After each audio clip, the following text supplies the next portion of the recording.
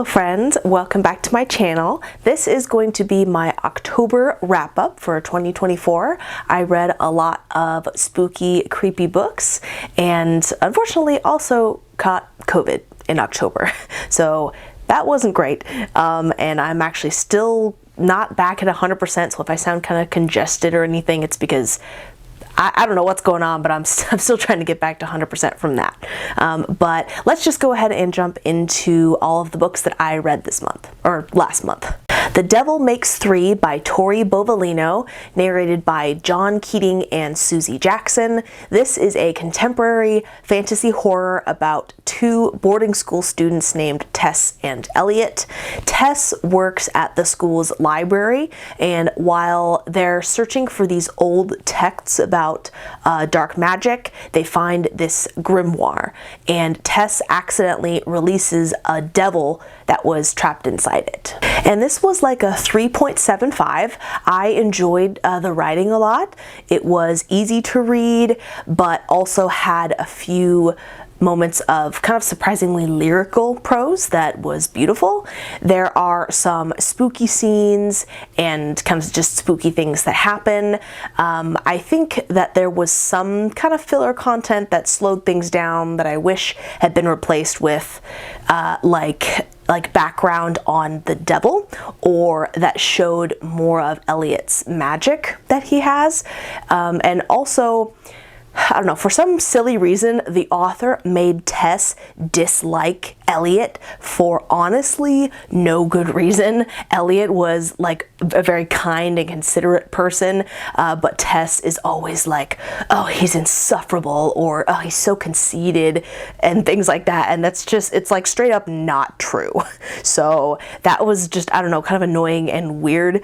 Elliot was great, but this was a good read overall. I enjoyed it. Not super spooky scary. Again, there were some scary moments, but yeah, it has dark academia vibes. House of Roots and Ruin by Erin A. Craig. This is the second book in the ongoing Sisters of the Salt horror fantasy series, and it's not like a direct sequel, but it follows one of the characters from the first book named Verity, who is the youngest of 12 sisters, and she can see ghosts, but she didn't realize that she was seeing ghosts. So when she finds out the truth, she runs away from her home and accepts a commission by a duchess to paint a portrait of her son Alexander, and the estate is like flowering and beautiful. She and Alex develop feelings for one another, but there's something wrong with the house, with the family. She has these nightmares, she hears things, and just the mysteries deepen. This was a 4.5 star, really liked this. I think that the first book was just like perfect. I gave it 5 stars, and this book was close, not quite there, but still really liked it. I love Erin's writing style. I love how she incorporates horror into her, you know, fantasy. Some crazy weird shit goes on in here, and I don't know, I was absolutely shook by the final line of the last chapter. Like, my mouth was just like, I don't know, it was so well done, really good. I think that this might have been, it's kind of chunky. I think it might have been a little bit long, and I wish that there had actually been more scares, a bit more to do with Verity's ability to see ghosts, but overall, this was an excellent follow-up, and I know that there will be a third book, and, you know, I can't wait to see how the things in this book have ramifications for what happens in the next book. The Watchers by A.M. Shine, narrated by Jacqueline Milne.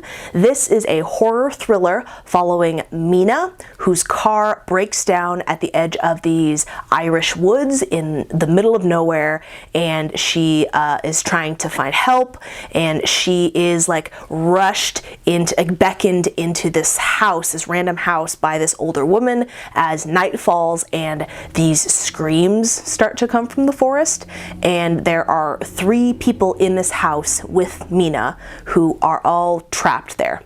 And all they know is that these creatures that they call the Watchers come out at night and keep them from being able to escape the woods.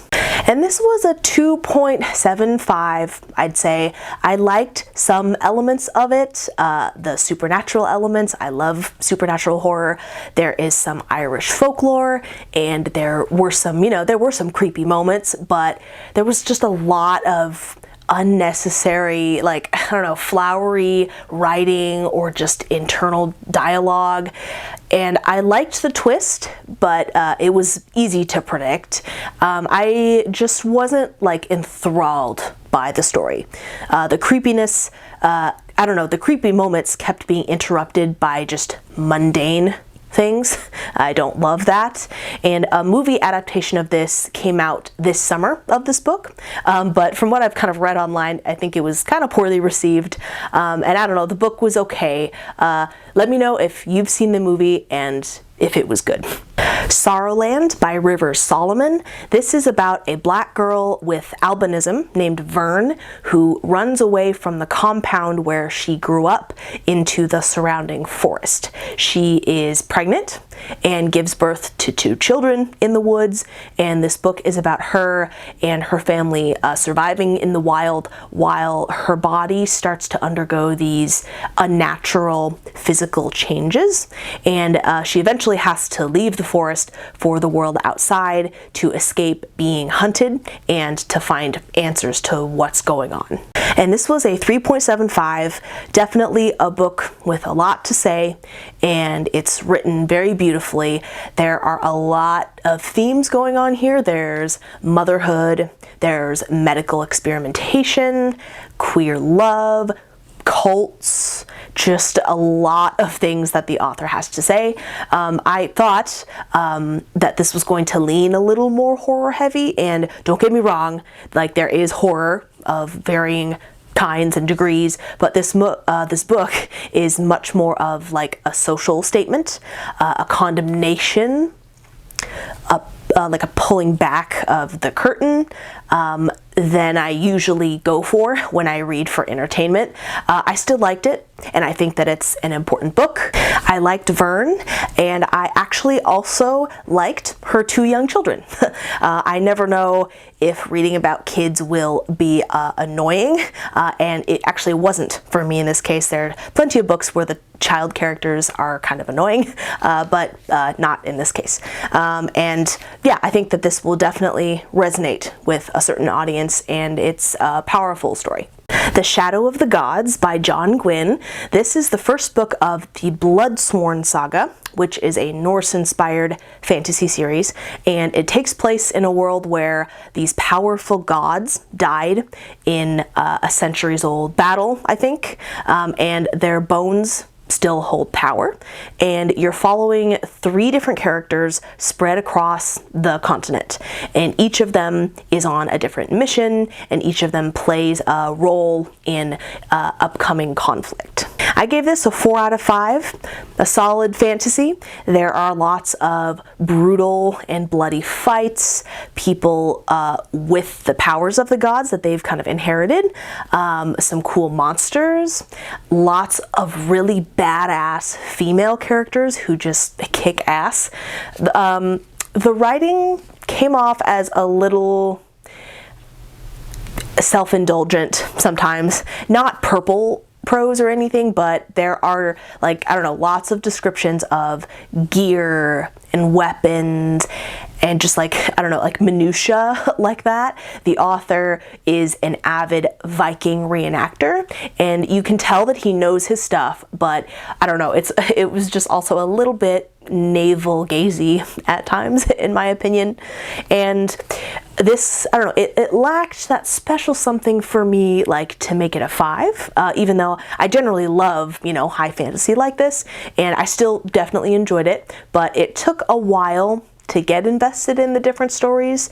The ending was fire, though, and I, definitely will continue the series and want to see what happens next. Sister Maiden Monster by Lucy A. Snyder. This follows 3 women and how their stories intertwine in the wake of this virus that sweeps across the globe. And this virus changes humans in some horrifying ways. There is body horror, like a kind of cosmic horror. I mean, I don't know. Look at the cover. The cover is the vibes, and I'm giving this like a 3.5 out of 5. This starts off reasonable and eventually, like, I don't know, at one point just gets so weird and like, what the fuck inducing. Like, I don't know, I almost hesitate to use the words good or bad to describe this because, like, I don't know, it was almost neither, but it was like morbidly fascinating, especially for me at about like the halfway point. Something happens that had me just saying like, what the fuck out loud. You definitely have to have the stomach for this book. Definitely not gonna appeal to everyone, but I don't know, like, check it out if it intrigues you. The ending was very abrupt and felt kind of, I don't know, arbitrary, but like, I don't know. This was an experience.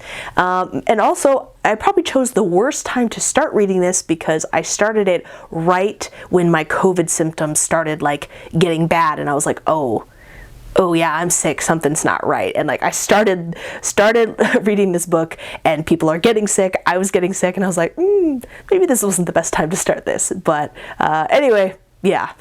Sundial by Catriona Ward. This is a psychological horror thriller about a woman named Rob who grew up in a non-typical household at a place called Sundial in the Mojave Desert. And when her older daughter Callie starts to show these like signs of being just unstable and violent, she decides to take her to Sundial in the hopes of being able to help her and also to protect her other daughter.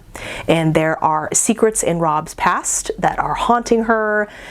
She's married to a scumbag, and both she and her daughter are in a scary and dangerous position / relationship.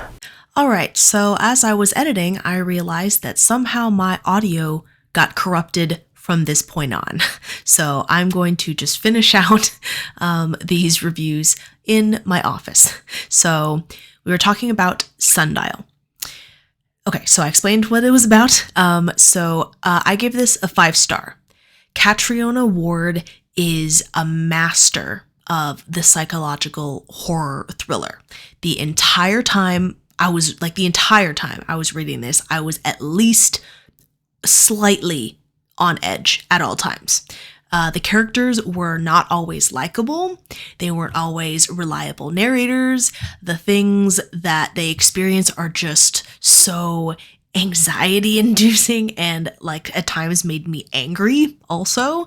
It was just incredible, so well done. I love her twists and reveals, and this is the second book of hers that I've read. I want to read all of her other books. So The Last House on Needless Street is one of my favorite books. She's just incredible at what she does. Really enjoyed this. A very unsettling read that will make you feel something. All right, so 3 books to go. We have Always Lived in the Castle by Shirley Jackson. This is about a girl named Mary Catherine who lives with her uncle and sister Constance, who was years before accused of murdering the rest of her family, but was acquitted. But the town is still very much distrustful of them and hateful towards them, and they live a very isolated life, which is eventually disturbed when a cousin comes to stay with them. And this is a gothic horror classic, and I gave it 2.5 stars, which was not a surprise to me because I gave The Haunting of Hill House the same rating. I was hoping that I might like this more, and I did like infinitesimally, but I don't really like Shirley Jackson's writing. It's just not for me. This book was not scary in any way to me. And I didn't even find it like just unsettling, which I think was probably the intention. Like this wasn't meant to be like a scary book. But I wasn't unsettled at all. The dialogue was awkward. So much of what happened was either random or like it made me irritated or annoyed. I remember making a Goodreads status update while I was reading this. And I just said that I don't find nonsensicality scary. And this book was just full of nonsense. I've given a couple of her books a shot at this point, and she is just not for me. What Moves the Dead by T. Kingfisher. This is a novella inspired by the short story The Fall of the House of Usher by Edgar Allan Poe. And you're following Alex Easton, who receives a letter that their childhood friend, Madeline Usher, is very sick. So they travel to the house of the Ushers, where both Madeline and her brother are not doing so well. And there is something off and strange about the animals and the land around the house. And this was a solid 4 stars. I love Kingfisher's writing. She is just so good at writing these little brief moments of horror that honestly just kind of like sneak up on you out of nowhere. And this is also a gothic tale, just like We Have Always Lived in the Castle, but I don't know. Clearly, I just prefer the way that Kingfisher does it compared to Shirley Jackson. Her characters are very charming and funny.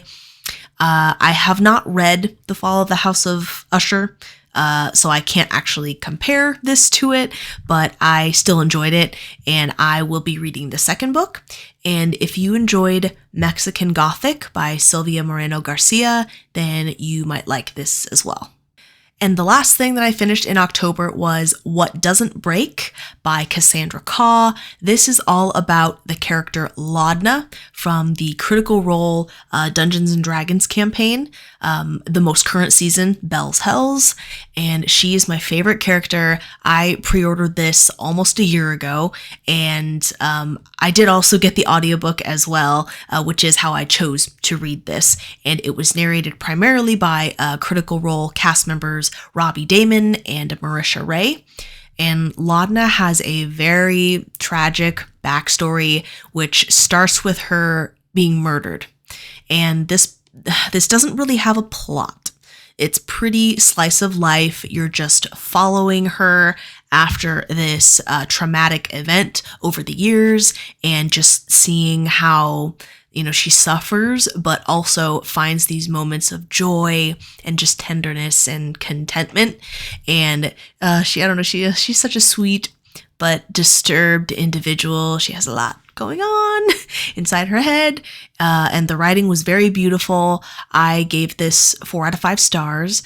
I'm not sure that I would necessarily recommend it to people who aren't familiar with the current season of the show, but I love her and really enjoyed seeing the genesis of the character and just all the little details about her that you know from the show.